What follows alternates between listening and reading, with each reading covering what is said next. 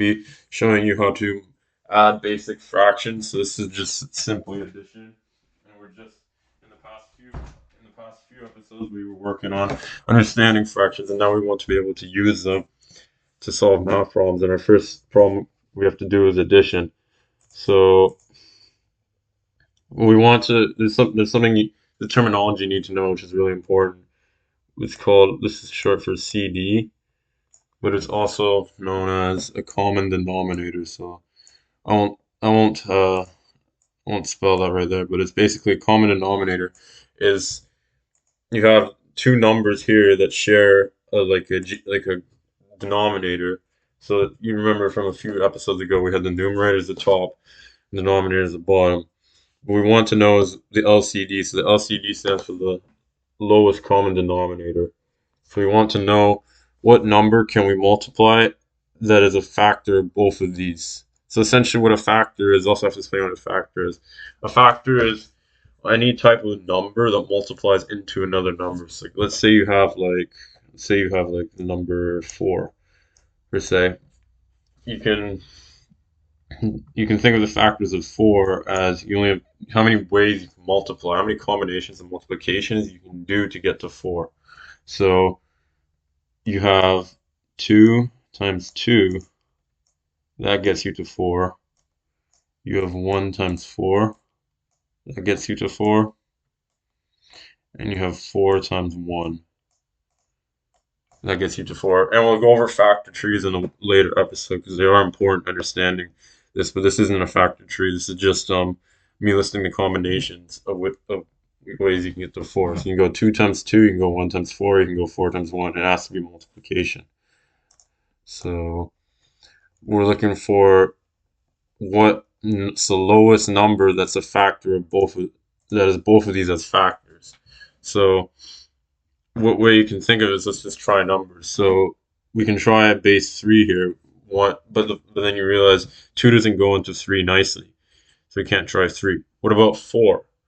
Well, we can't really do that either because 3 doesn't go into 4. So that one's really not going to work. What about 5? Well, we can't really do that because 2 is not going to nicely go into 5. But how about we try 6? So what we're going to do is we're going to rewrite both of these fractions as 6. That's our first thing we can do. 1/2 is 3. So half of 6, you multiply the bottom by 3 because whatever you do the top, you have to do the bottom. So if we're multiplying the bottom by 3 here, we have to multiply the top also by 3. So then you're left with 3 over 6. And then if you want to do the same over here, the only way you can get from 3 to 6 is either you add 3 or you multiply by 2. They're essentially the same thing in this case. So if you multiply by 2 to get to 6 from 3, and this on the denominator, you have to do the same to the numerator. Wherever you do the top, you have to do the bottom. So you multiply this by 2, you get 2 over 6. And now because of the same base, it become a lot easier to add as you don't have to, you can follow just a general rule of fractions and just add them up. So 3 plus 2 is 5. You keep the denominator the same, 5 over 6. That's the answer to problem 1. All right, problem 2. So in this problem, it's the dirty work's kind of already done. We have the 5 plus 2 is 7. We already have the fraction nice and clean. So we have it in the form where the two denominators are the same number. So we can just rewrite this as 5 plus 2 over 6. 5 plus 2 is 7. Keep the denominator the same. 7 over 6. Easy peasy lemon squeezy. All right. Our last example over here, and I'm going to put another one on the board after. So in this one, you don't have to do any fancy manipulation. You just have to realize what 1 is as a whole number. So 1 is any number divided by itself that it's constant. So essentially it's a constant number and there's no fraction part to it. There's no mixed number to it. So you think of 1 as 2 divided by 2. Any number divided by itself, you get 1. 2 divided by 2, 1. 3 divided by 3, 1. 4 divided by 4, 1. 0 divided by 0. We'll get to that, okay? But any natural number divided by itself is 1. So you can just write this in terms of 3 as 3 over 3. And you leave 2 over 3 as the same, and now you're just back to adding two normal fractions together with the same base or denominator. 3 plus 2 is 5. 5 over 3 is your answer for this one. All right, and I'll do one more. Let's just erase. Let's get some room for it. Let's see if I can erase this quicker. Oh shoot. Okay, that's a little quicker.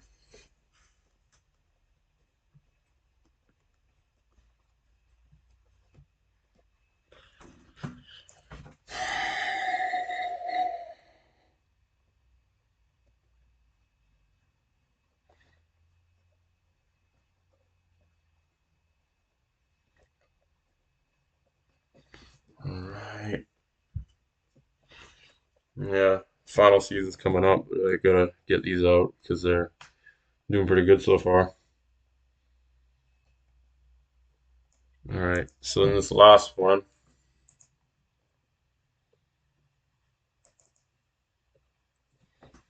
let's take this off, okay? So in this last one, we're gonna add an improper fraction. So we'll go 5 over 8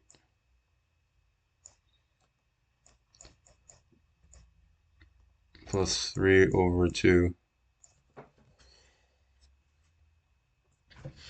All right, so we have 8 and 2. Those are nice numbers. 2 does go into 8, so we can rewrite this as a base of 8. And just 4 times in a row, because 2 times 2 times 2 plus 2 plus 2 plus 2 is 8. So you can go 5 over 8.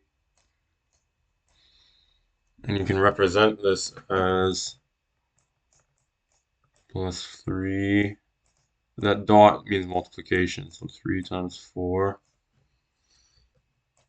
over 2 times 4. So we're turning the denominator into 8, which means we have to also turn the numerator, change the numerator to what it's supposed to be. So whatever you do at the top, if you multiply the bottom by 4, you have to multiply the top by 4. 5 over 8 plus 12 over 8. So 5 plus 12 is 17, and we can just leave the denominator the same by that point. All right, 17 over 8 is the answer. Well, I'm hoping you guys enjoyed those questions, and yeah, enjoy the rest of your day. Thank you.